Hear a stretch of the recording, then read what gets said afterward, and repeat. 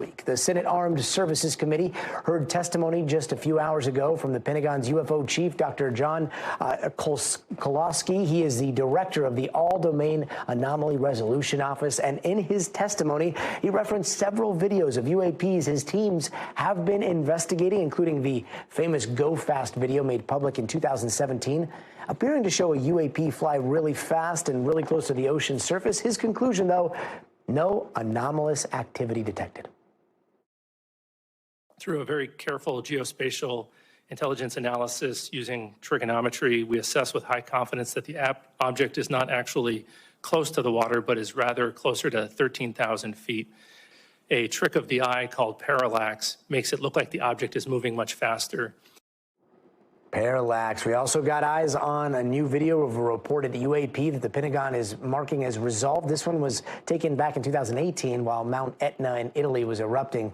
You see an object appear to be flying through gas clouds and volcanic ash. But again, through video analysis and 3D modeling, the Pentagon is determining that this was a balloon drifting in the wind. Now, not all the investigations, though, are cut and dry. Over 750 plus reports of UAPs were referred to the Pentagon to look into. So far, at least 21 of them are still a mystery. We heard testimony about several of those cases today, including a law enforcement officer's account of some sort of floating orb. Take a listen to this. A blacker than black object. He said it was about the size of a Prius, 4 to 6 feet wide. And as he got 40 to 60 meters away from the object, it tilted up about 45 degrees, and then it shot up vertically. He says 10 to 100 times faster than any drone he's ever seen before. It emitted very bright red and blue lights that illuminated the inside of his vehicle as brightly as if someone had set off fireworks just outside his vehicle. Yeah, so still some unresolved cases out there. Ryan Graves, co-founder of Americans for Safe Aerospace, joins us now.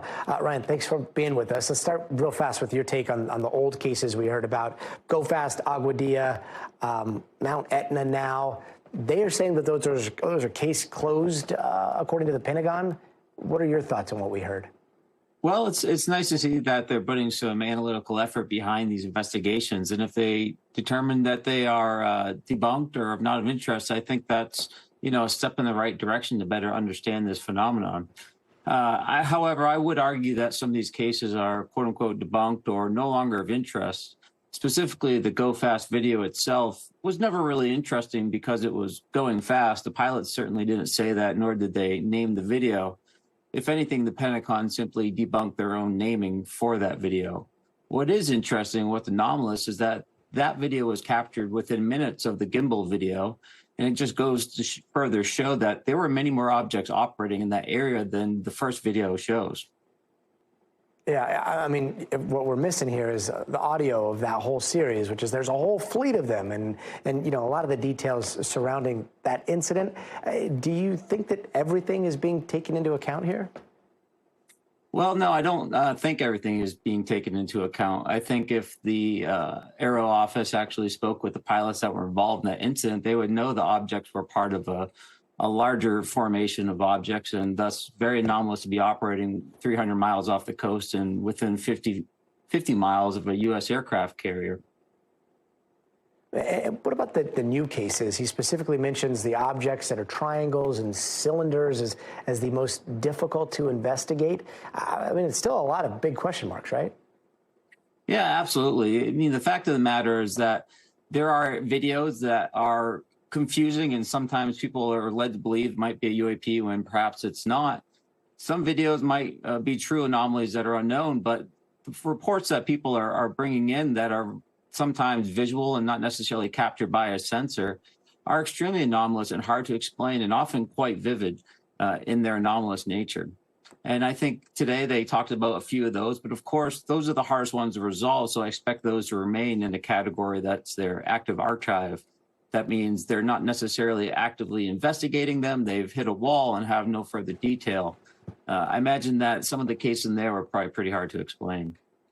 Yeah, I'm so glad you brought up sensors, too. I did want to get your thoughts on this new tool, the Gremlin, right, that's been rolled out by Aero. It's this kind of like a sensor fleet. If you can explain what the Gremlin could do here and what kind of answers it could give us.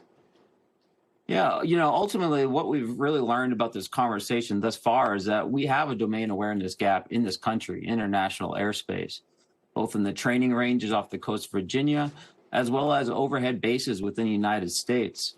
Now, whether they end up being drones or whether they end up being UAP, I think it's extremely important that we close the gap. And so I commend them for the capability that they're trying to field to some of these locations.